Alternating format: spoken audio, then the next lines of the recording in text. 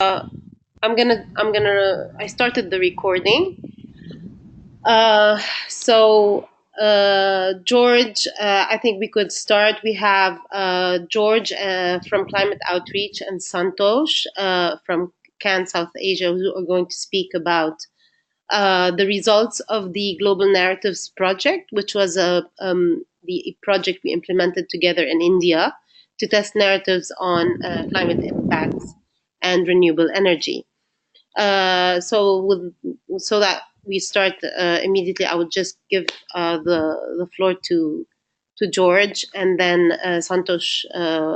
George will talk about the results, the experience of climate outreach, and Santosh will speak on the work on the ground, and then we will go to next steps, and then we'll open the floor for questions. Please go ahead, George. Okay. Okay, can everybody hear me all right? Yes. Okay. So I need your permission to share my screen, Hala.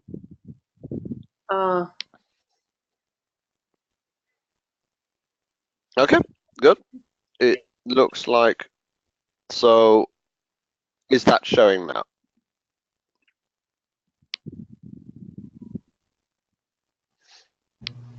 Seeing an, oh, there we are.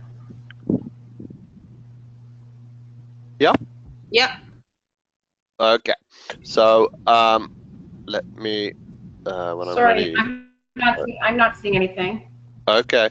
Let me just check. I should be showing my screen now. Yeah. What we did. We all okay? Great. Okay. So so I mean, there's two. Oh, it says my microphone level is too loud. There we are. There's two aspects to this that we want to talk about. One is the methodology, which was very unusual and we think pioneering, and then the other was the actual results. So we'll divide into those two, and then Santosh will talk about the experience on the ground. The methodology and the process is unusual because we were addressing a particular problem that professional communications research is actually not possible for most groups, especially in lower income countries, but actually in the global north as well. It tends to be very expensive. It tends to be dominated by experts and marketing organizations, and it is particularly dominated by the few countries where the foundations and the organizations have the money to support it, particularly the United States. So in the field of climate change, my estimation would be that, goodness, 90% of research into climate change communications is probably in North America. And probably just about everything else is in the Europe. So what we were trying to do here was to find a way that we could do good quality, rigorous research in India, or indeed in any country. And this is part of a wider project that we want to roll out through the Climate Action Network International, and indeed any organization on the ground which is interested in doing this. The methodology is that the organizations on the ground have a standard script that they follow with discussion groups. They find the priority audiences, they go and talk to them, and then we all come together and we co-design the conclusions for what works and what does not work. And really, this is not just about communications, of course. This is actually about finding whether the key messages that you are using in your work are effective, whether they work, and especially if they do not work with audiences. It's possible. I'm a campaigner for all of my working life, and I know it's possible to work for many, many years as a campaign and be completely wrong. I mean, to be saying the wrong things to people. So there are 5 stages in the development of this. We did a initial networking where we started finding out what narratives worked and what was already out there. There was a series of interviews. We then got together our partners in New Delhi, and we had a 2-day training, which was teaching them how to run a narrative workshop. Now, a narrative workshop is like a focus group, but different. It's something that we have designed here in Climate Outreach to really help to get to the bottom of a language that works and doesn't work, focusing particularly on people's values, what they care about. Our partner organizations in India then went and ran narrative workshops with their own audiences, and I'll explain the results in a moment. We all came together, we evaluated, and then we all worked on the findings together. So this is a very cooperative process. And in the case of India, as you can see, we were working with 6 Indian partners, plus Cancer, with the support of a minor foundation. And here's a picture of our team. Santosh, who's going to speak in a moment, is there at the back. He's the second from the left in the back row. I'm there, the third from the right. It's easy to tell which one I am. That was our working team. So here's a little bit of a process, for example. So as a group, both before the meeting and then at the meeting, we decide, what do we want to test? What's important? What are the ways of talking about climate change and renewables that we've been using that we want to find out? Does this work? Doesn't this work? Is this the right way of speaking? So we selected on a short list. We also did a lot of practice, sitting in groups, talking, practicing, trying it out, so that people felt confident when they went out with their own audiences. And we've written up a whole report on the methodology of this. This methodology is very unusual. We are not aware that this has been tried before on any issue, actually. Not in this way, certainly. We know that it hasn't been worked on climate communications, and we know that there's been very little climate communications done in the Global South. The work that we did was by a large margin the most extensive and detailed qualitative communications research yet done in India. And that's not to say our research was so great, it's to say that there's very, very little of it. So this is what we found, as we'll move on. So any questions on methodology, hold back on that. This is what we found. First of all, to say that there's a whole report of this. I haven't got the figures for downloads, but it's quite a lot. It's had a lot of interest. It's had pick up in the Indian and international media. Let's start with the who. Who are we talking to? So the partner organizations identified and formed for groups we would speak to. That meant that we didn't have complete control over that. It would have been nice with a big budget to have had more groups speaking to a wider range of people, but we did pretty well. We had 3 of the groups were in Hindi, with Hindi materials, which is important. Several of the groups were in impoverished rural areas, in which actually most of the people in the group could not read or write. As you see, we have farmers, local CSO partners, that means civil society organizations. Those are basically the volunteers on the ground who are working on development projects. Specifically, women's groups, I think that was very important. So we had some groups with largely with women in. A lot of focus on young people. So we were working through student networks, and it's important to stress that many of the students came from across northern India, so we had a wide geographical range, but also came from less affluent, privileged backgrounds. So we carefully measured where people came from, but it included people from backgrounds actually where there was very little money. So we tried to make sure that we had a spread of people, not just educated middle class, but also educated middle class, urban professionals, very important, very fast growing part of a demographic, very important for our issues. Anyway, some of the key findings. Well, first of all, that there was a surprisingly high level of acceptance in every single group, regardless of income or education, that climate change was a serious problem. That is also a serious problem, but we are causing, and it's happening now. So if you run focus groups, for example, in my own country, in Britain, you typically find that people say, oh, I don't believe it, it's not such a big problem, or it will be a huge problem sometime in the future, or that will be a big problem somewhere else. A lot of these avoidance narratives, but actually in India, complete acceptance. It is a problem here, now, and we are causing it. So that is actually significant. The problem is that people's understanding of the causes was very weak. Even the well-educated science students were a bit unsure about the exact causes. The key cause that everybody mentioned were forms of pollution. In the cities, they thought it was air pollution, and in the country, they thought it was the use of pesticides and river pollution. So people understood this as a form of disruption of the environment, but they weren't sure what in the pollution caused it. And the danger here is that people associated it with bad air quality, which is not the same thing. They didn't understand the specific role of greenhouse gases. Nobody mentioned coal. If we said, what is causing climate change? Nobody is mentioning coal. Even when we mentioned coal in the conversation, nobody stuck with it. So there's a poor understanding of the connection of coal.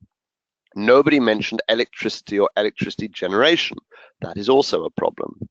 That means that then when you say we have a problem with climate change, we need to move to clean energy, people are not yet understanding that it's dirty energy which is causing the problem. And a lot of people were saying it's things like burning plastics, or it's or it's fires, or people would mention Diwali, which is a religious festival with firework crackers and things, as causes of climate change. So it's that connection with pollution. So pollution is a very important and useful way of engaging discussion in India, but we have to be careful, because actually one could deal with visible air pollution, for example, by reducing fires and by moving over to much more use of gas, without moving out of fossil fuels, and maybe even without reducing greenhouse effect. So let's be careful. Some general principles which emerged: well, youth, very important audience, we need to target on it. Local, local, local. People are not engaging with climate change as an international issue. They certainly are not interested in it in terms of polar bears or what's happening far away.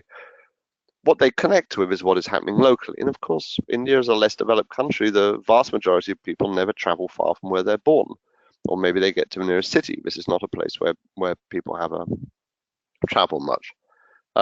Very strong connection with food. So we know that food is an entry point for discussion. Food, but also food production. Even the urban middle class were keenly aware and concerned about the impacts of climate change on farmers and the welfare of farmers, and also, very interesting, the mental health of farmers. So this is unusual, I think, that there was a strong interest in the effects that climate change would have over how people felt about themselves and the world. Concern about the impacts on nature in a very general sense, nature being understood as water, as air, as seas, as oceans, as forests. General principle also being positive. We would find this in any research anywhere. That just talking about how this is destructive and a disaster does not motivate people. We have to talk about positive solutions. What did not work? Well, maybe this is even more important. Blame narratives did not work. When we tried narratives which were about blaming government, corporations, oil companies, or this group, the rich people, or blaming other countries, people didn't like it. People were more inclined not to talk about power, but to talk about the misuse of power. In other words, it was not governments or corporations that it was the problem, but it was when they were misusing their power. And that's a very important difference. The view that everybody has a responsibility and that they need to match up to that. Similarly, language demanding that the rich North contribute aid, that the rich North is to blame and needs to take action first before India should do anything, that India is a poor country, that it's developing, and that the North needs to move first. People didn't respond to those narratives either. One participant clearly indicated that the reason for this was because it was just reducing a sense of pride in India. And this is clearly something which operated through a lot of conversations. So much better to talk about Indian self-reliance and how India can take action on its own, and people strongly favored the narrative saying India can take action and India can be a leader, but not a leader in the world. People were skeptical of that. But that India could be a leader within the region. So regional leadership, not world leadership. Nobody mentioned equality or justice. People were concerned about the impact on the poor, but they were doing so out of a humanitarian concern for the poor. but not as a political statement about how this was unfair or unjust. We should talk about fairness in a very broad and general sense, but talking about climate justice did not seem to work well. There were some narratives that were distinctly Indian which emerged, and we were really looking for these. A lot of, well, in fact, actually all of the groups mentioned respect for nature as a core principle, and this wouldn't work outside India. This certainly wouldn't work in the developed countries. Respect for nature would be seen as being a very, shall we say, environmentalist value that only some people held, but not most people. I would say that in India, it was clear in the groups, the vast majority of people felt the problem was a lack of respect for nature, and that we needed to restore that respect. People's awareness of climate change came very largely from a sense that there was a disruption in the cultural or religious calendar, and woven the whole way through local, regional, and faith traditions is a strong sense of climate, location, and time. So, for example, the monsoon is the key indicator for people that something is wrong because it's not coming when it should come. And people have a very strong sense through local culture and traditions of when the monsoon should come. They can know when it's coming late or when it's coming early, indeed. Similarly, right across India, and we heard many examples of this, there are festivals where people notice something is wrong. For example, we heard in Gujarat there's a kite festival, but there was no wind for the kite festival. And similarly, there are lots of opportunities to link with these local traditions. Interconnectedness is already a very strong value. When we said what makes you proud about India, people said, well, India is so diverse, but people all get along, we all work together. So there's an interconnectedness between people and there's an interconnectedness with nature. Language around interconnectedness is powerful and strong, and indeed even the Prime Minister Modi has been using this language talking about climate change.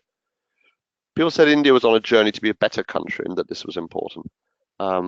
So journey, language, metaphors, we're at the crossroads, we have a path, we have choices, important. And interestingly, the main argument that people had against fossil fuels was concerning the cost of imports.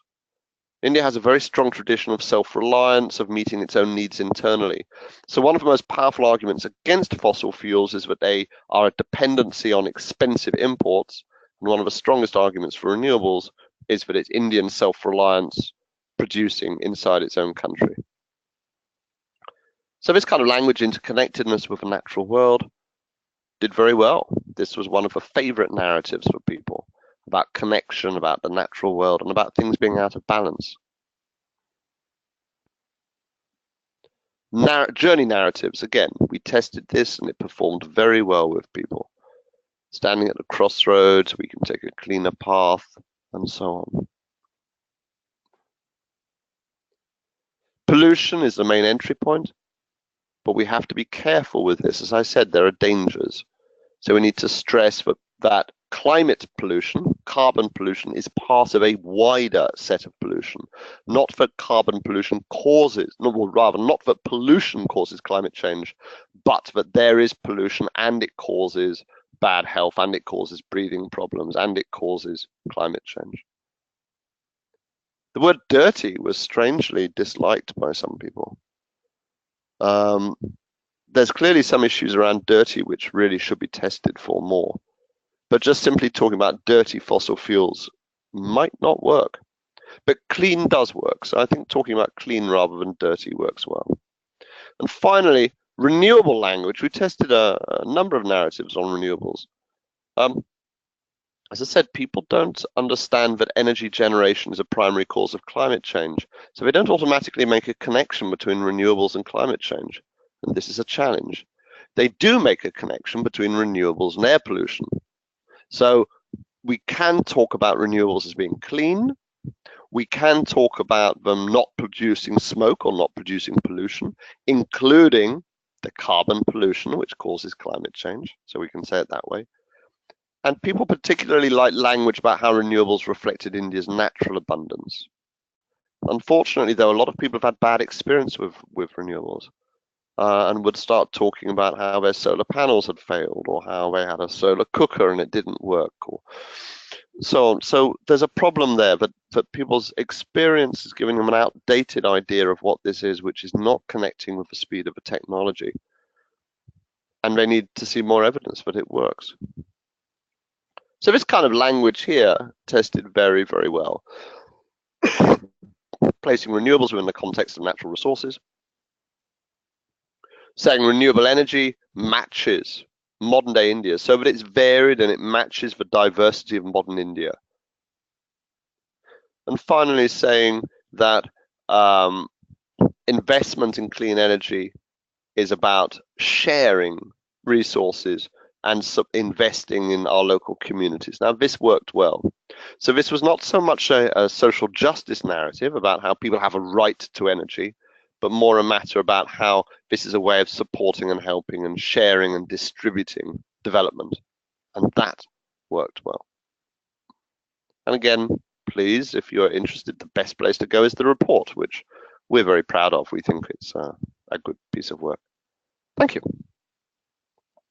Thank you very much, George.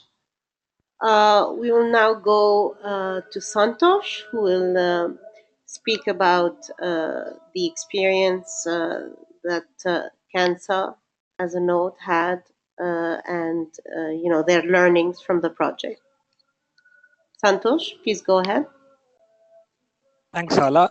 Thanks, George, for a very good narration of the project and the methodology. We at CANSA, I mean, we got the project and we got to work with a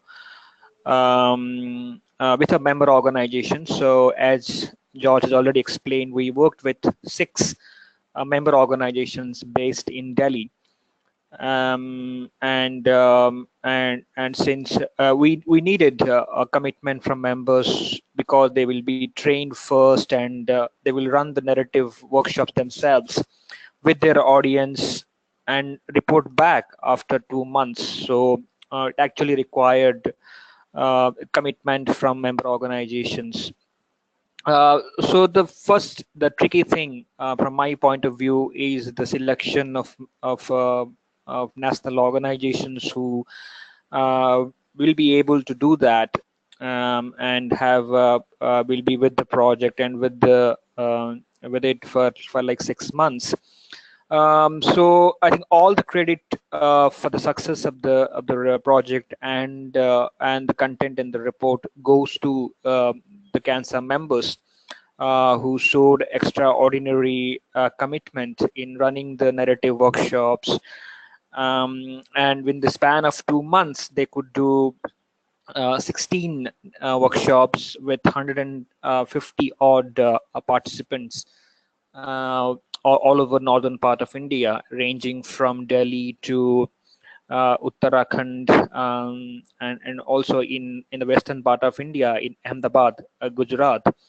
So it's quite a bit of work that went into to frame the content and understanding what are the values and how to talk to a new audience on climate change and renewables. Interestingly, we have been, though 2 to 3 member organizations, we have been working with quite a bit of time, but there were 2 organizations particularly whom we were unfamiliar. I mean, they were new to to CANSA, like even IYCN and CEC, Center for Environment Communication. Mostly their audience is youth groups, and also they have been working in communication. So when I at CANSA representing the project approached them, they were initially very interested to run the narrative workshop, be part of the project. And they were the ones, I think, that turned the project. So we had quite a bit of experience from them, who spoke to, who conducted workshops with youth groups, as already mentioned by George. So the information we received from them was, from my point of view, it would really path-breaking. So we could get quite a bit of information from them on it. So overall, we have spoken to, I mean, the partners have conducted workshops with young people, young professionals, youth groups, farmers, elderly groups, colleagues from their work. So it's quite a bit of a range of audience who could understand, who know about climate change, and there are audience who might not, who have a vague idea of climate change, or they may not be able to connect climate change with their daily experiences. This kind of very range of experiences are there, very range of people were there as on target audience in the workshop. So overall, the information we received was really good, and I mean, we could get what we wanted. Yes, Hala, I'm done. Thank you, Santosh. So this is the end from our presenters. If you guys have any questions to either George or Santosh, please go ahead.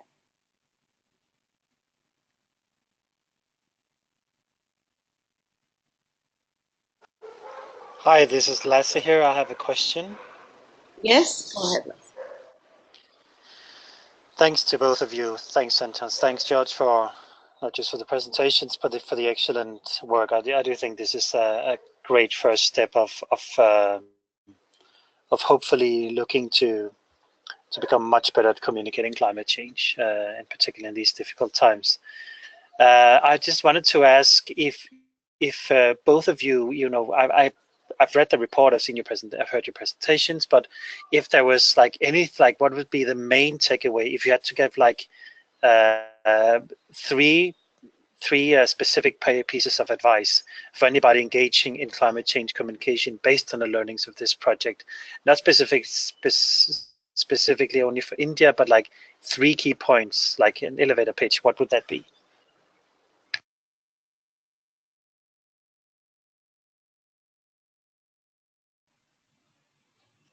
George, would you like to go?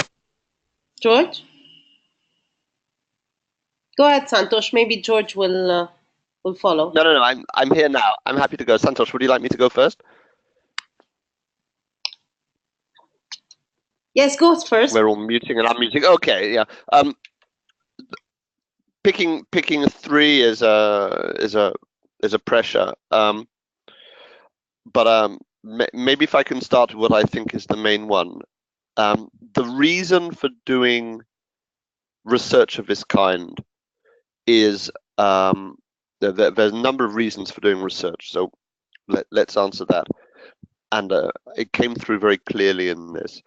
I think one reason is that campaigners, communicators, and lots of people, including government, scientists, media, all kinds of people, have a kind of groupthink where they develop ways, and politicians too, they develop ways of talking that they all use as a group, and they lose sight of whether or not that works for the people that they're speaking to.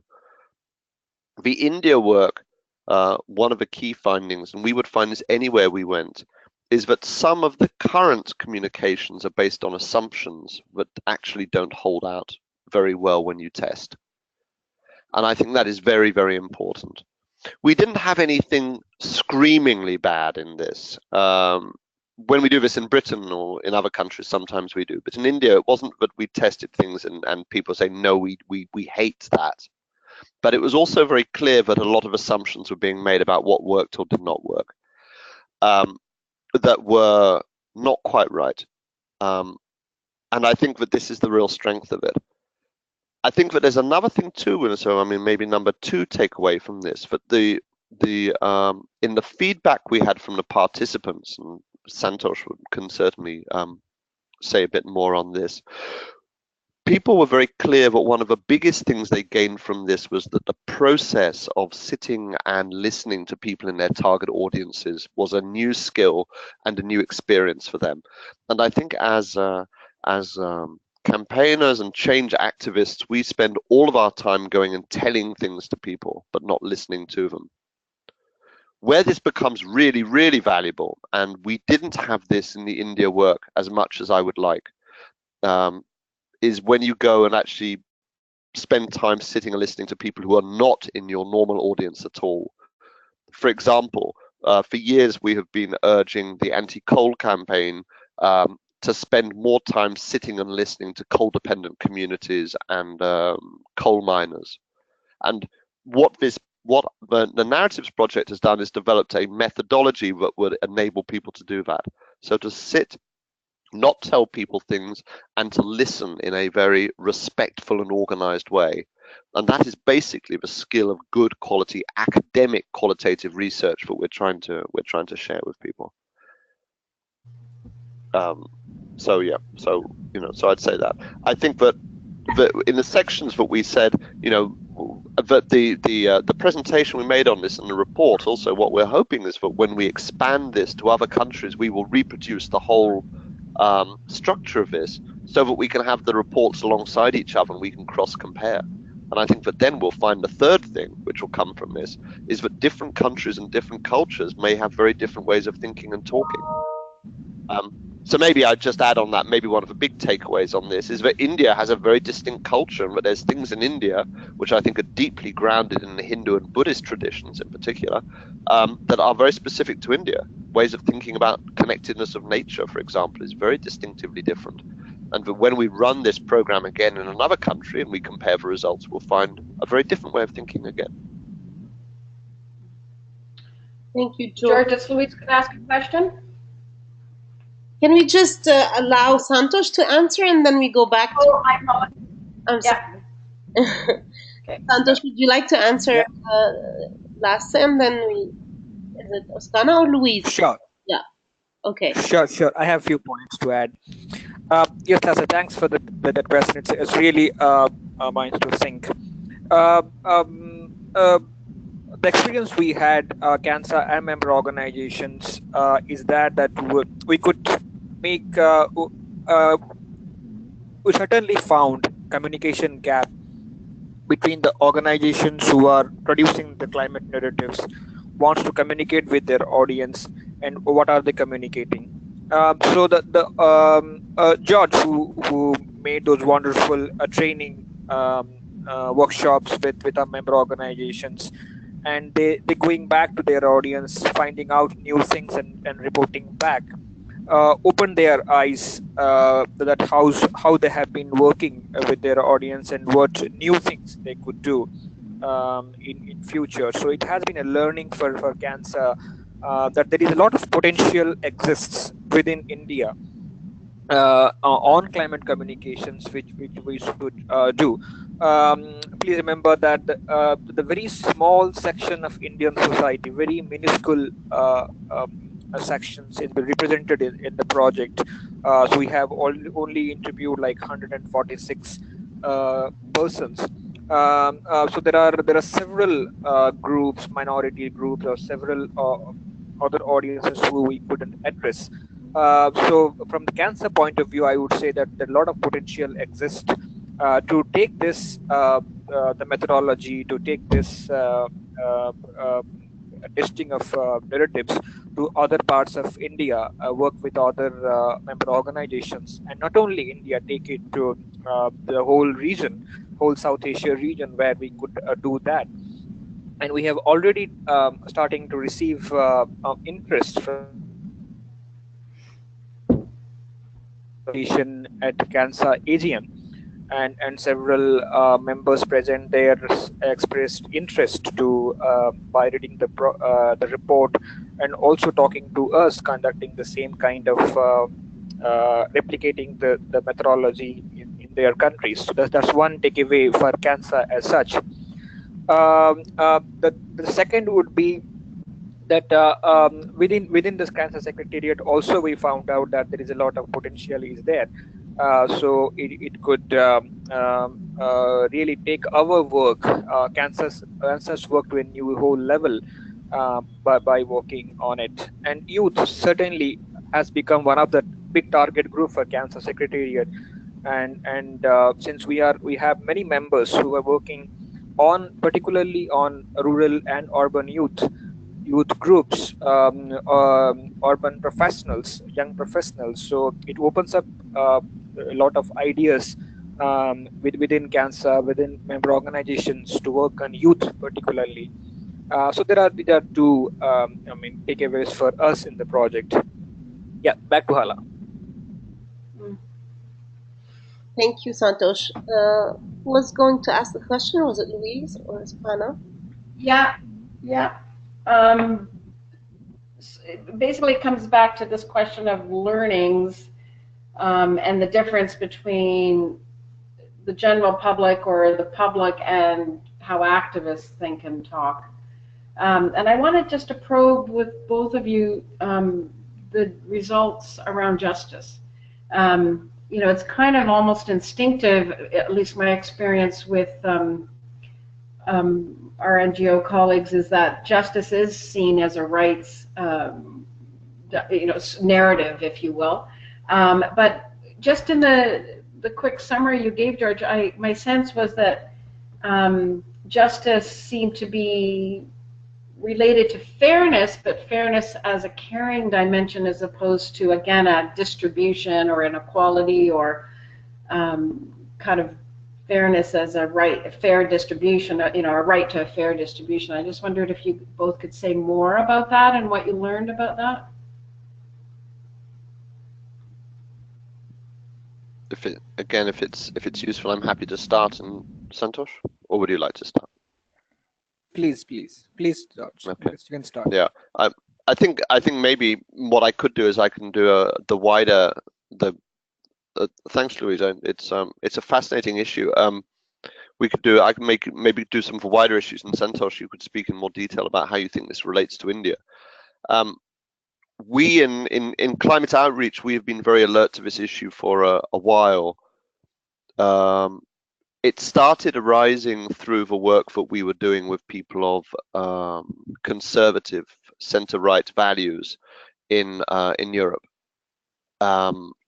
That we found that language around climate justice was performing very badly, and we had an opportunity to do a national polling here in Britain where we tried out different narratives. So where things really become valuable is when you can compare in a sort of level sort of balanced way how people perform to different narratives. We found that language around climate justice was the most divisive language. It was the one where the people of the left most strongly said yes, yes, and the people of the right said no, no. Now, those kinds of political divisions don't exist in the same way in India.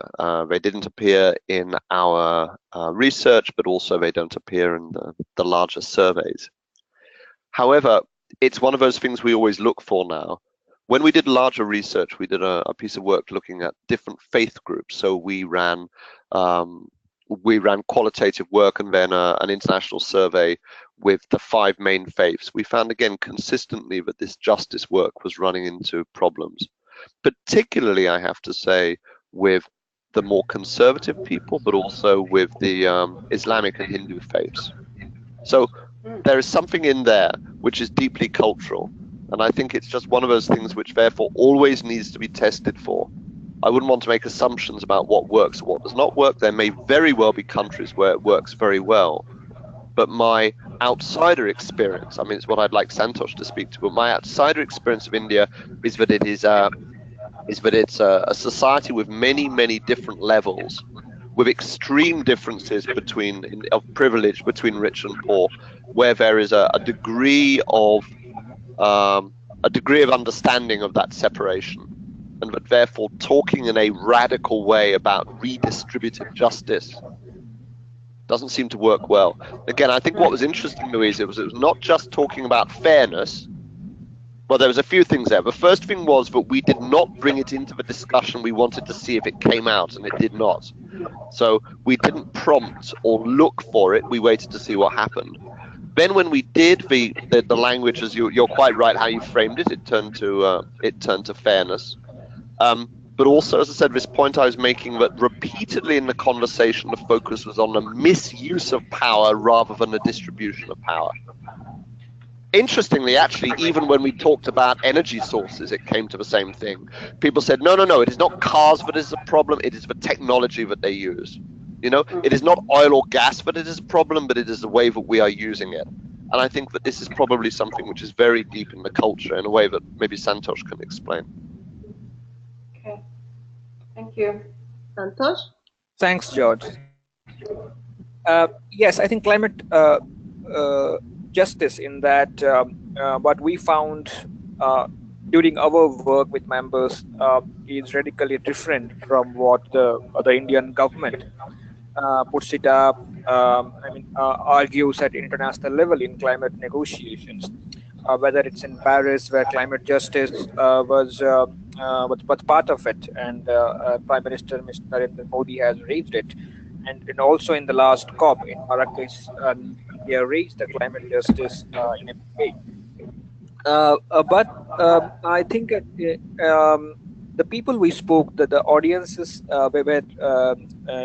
we have spoken with, don't connect climate justice so much. What I think is that since they believe that India is capable of being a regional leader, may not have reached at the international level, but still at the regional level, we have quite a bit of grandstanding, and it will not be good for India to take technological or finance or any such help from other countries, and it can be self-reliant to make these technologies to make life better for these people. So climate internally, India could practice what it argues at the international level. The audience might have thought that no, climate justice at international level, we also climate justice at local level. So if India has the operational quality, it has the capability of solving its own problems. So why go ask money and help from other developed countries, which that doesn't really work with them? So it is, from my point of view, it's domestic.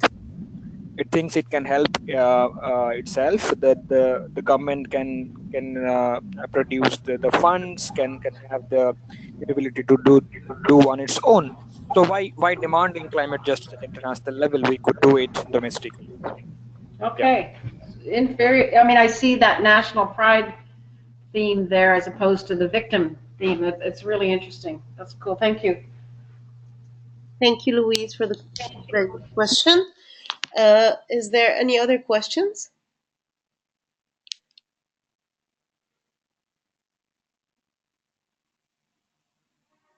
This is your last chance.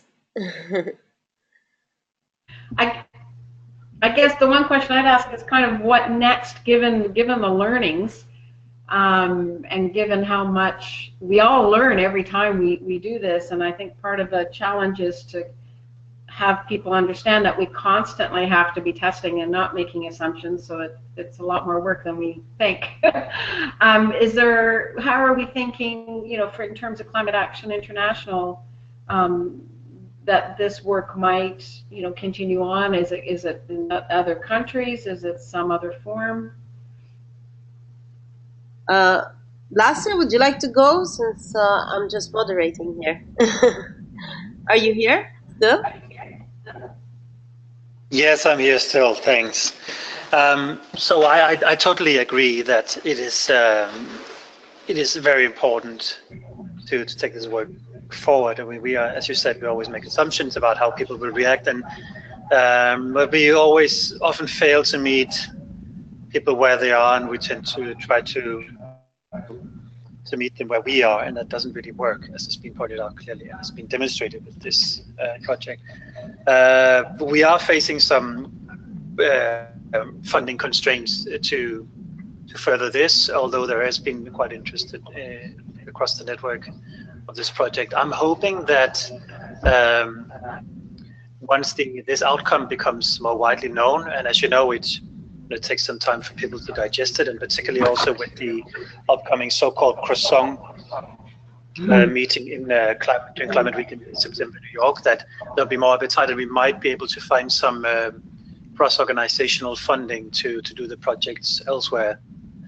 I think in the meantime, it would be interesting if the involved parties and Climate Outreach in particular would have any suggestions what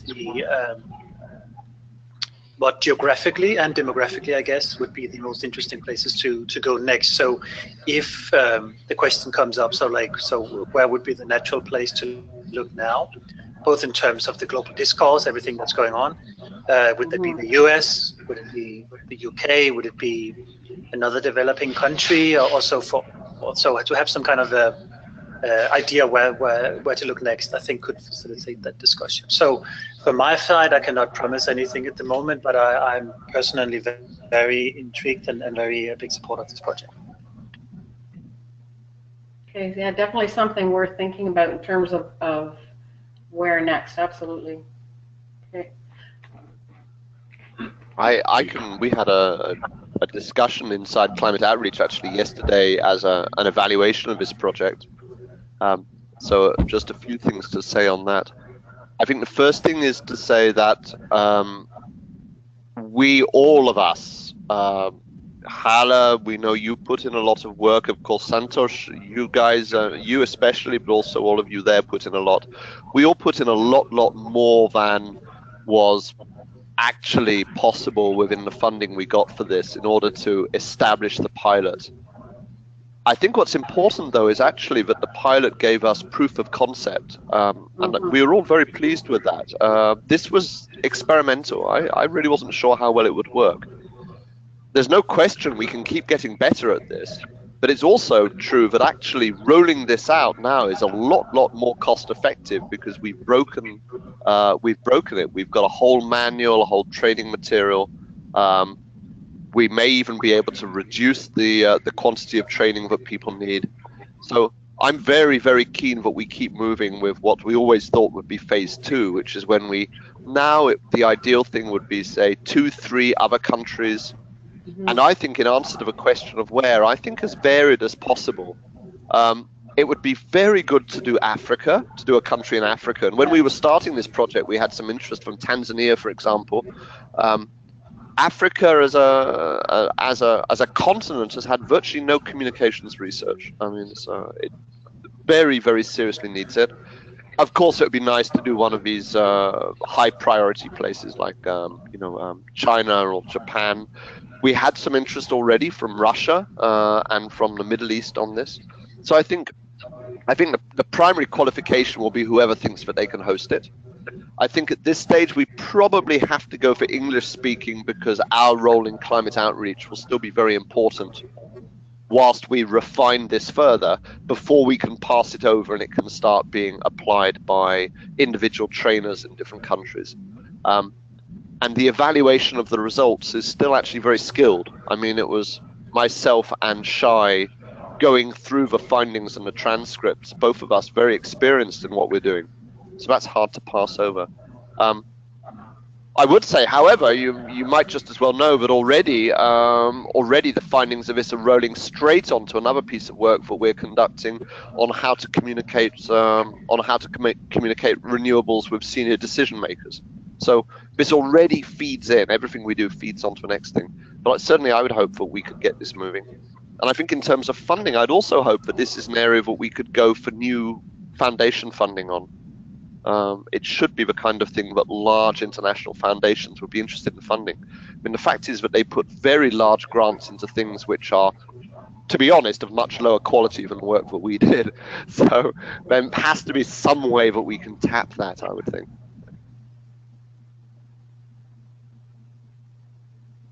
Yes, I have one little intervention in this. As I told that we have talked about in our AGM and the report and the manual is all over the place. So recently we got interest from a healthcare organization from southern part of India who works with health professionals and doctors particularly. And they asked about our interest with healthcare professionals and doctors to know about the impact of climate change on health. So which is one a new area, a new frontier, which opens up for cancer to work on climate and health, which we haven't worked with, if I can say that, from my experience of 2 to 3 years. This project is actually opening up new frontiers, new experiences, new members who would like to be part of the experience. Yes.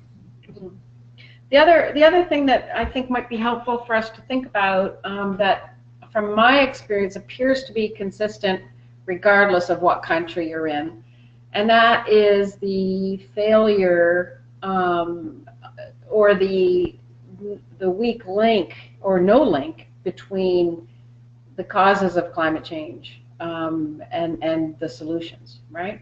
We could have been anywhere to find the results that very little people understood climate change as an issue and are concerned about it, but don't know what causes it and don't know what the actual process is in play.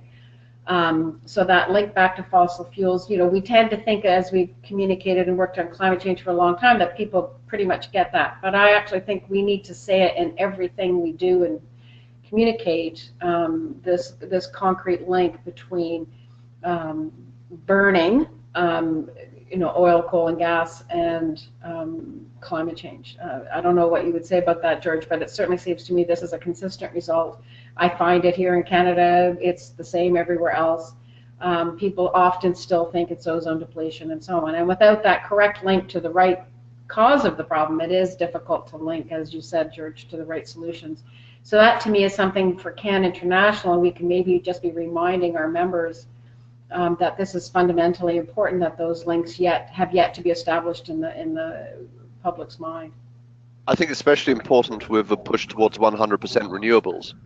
Yeah. We tested language in this quite specifically around 100% renewables.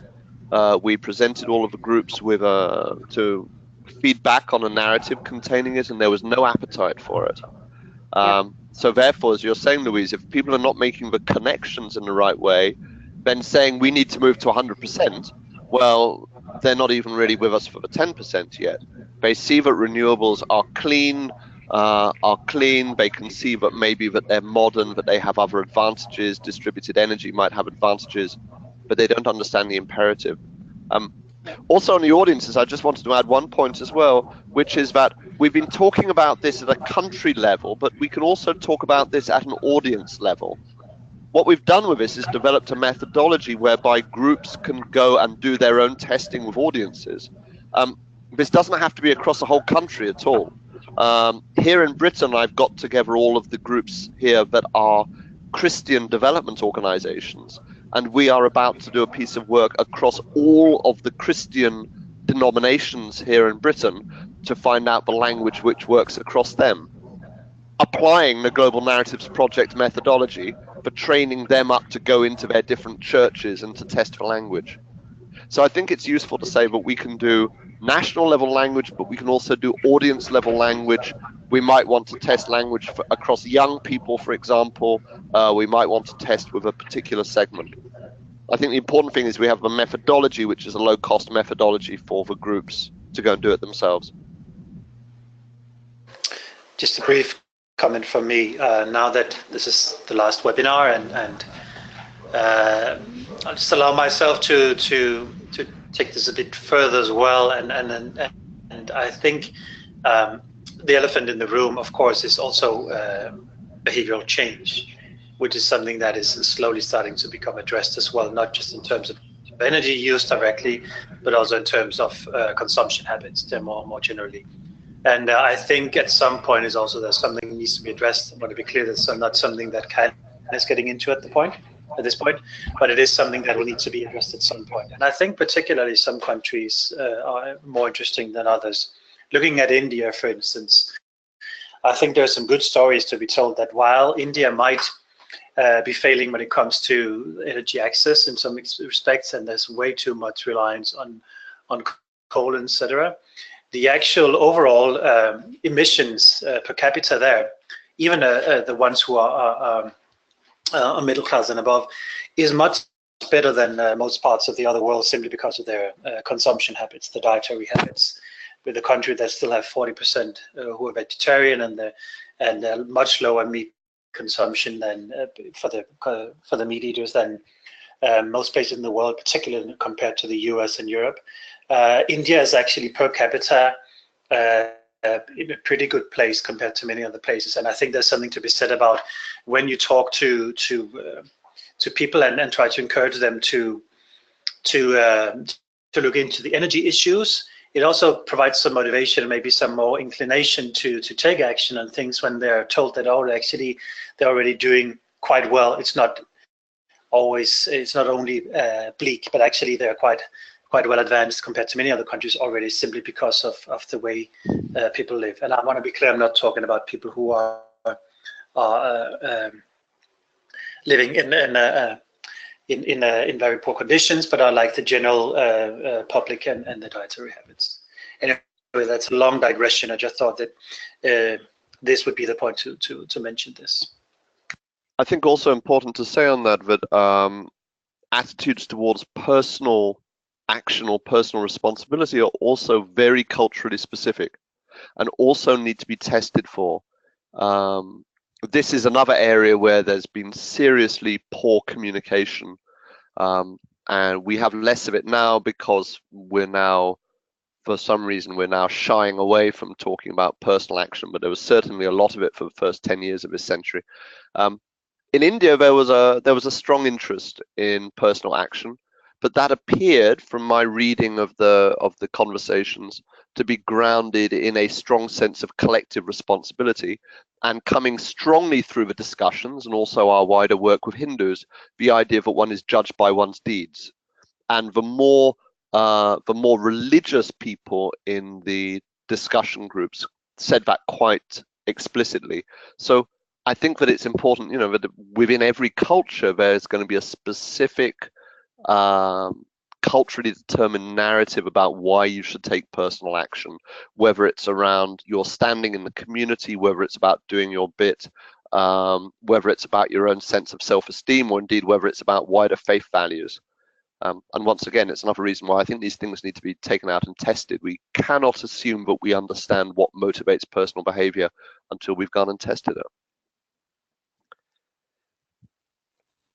Thank you, everybody. I just wanted to say one last thing because, Louise, you raised a very important issue about like the next steps, which is, it's very important to say that from like my personal experience from this, it's a very important way to engage the network in terms of secretariat and nodes, and it was a very good experience. And I heard that as well from Sanjay, that we as CAN should do more of this like joint work, secretariat, nodes, or members. It engaged everybody, and I know for sure that the donor is very happy. So hopefully we will be able to do more of this, because it's as George said, it's not very heavy lifting in terms of finance, but it does take a lot of work, and it's good that we all were very passionate about this. So we did want to give it all we had, but also for the people who are actually doing the workshops on the ground, a bit difficult without having some seed money to do the workshops, create some coffee breaks and things like that for them. So it's important to raise some funding for it before we go ahead in other places. So, and I'm presuming you folks know already, but George is coming to Canada in the fall, and Kat and I are working with him on that visit, so that he will also present to Climate Action Network Canada's annual general meeting. So that's a beginning in terms of some of that work here too. Yeah, of course, and we're going to try to, as George said, roll it out in the region with low cost until we are able to kind of probably fundraise for this more and secure some funding for members on the ground to do the work. So thank you, everyone. This was very good, and we will have more of the results of this. As George said, there were lots of downloads and interest, and people attended webinars with a lot of interest. So we'll share more information and next steps as we go further in evaluating the project. Thank you, everyone, and have a good weekend and good summer. And hope to see you all soon. And we, of course, will discuss this in Croissant and to use the learning in our future narrative development. Thank you so much. Great. Thank you. Bye. Thanks, Hala. Thank you, everybody. Thank you. Bye-bye. Thank you, Hala. Bye. Bye. Bye.